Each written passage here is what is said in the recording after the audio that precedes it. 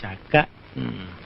തങ്കച്ചി, ഞാൻ ഉന്നെ വിടമാട്ടേൻ, നീ എൻ പുന്നകൈ മന്നൻ.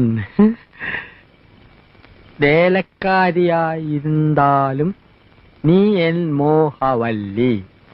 വേലക്കാരിയായിരുന്നാലും നീ എൻ മോഹവല്ലി. വേലക്കാരിയായിരുന്നാലും നീ മോഹവല്ലി. വേലക്കാരിയായിരുന്നാലും നീ മോഹവല്ലി.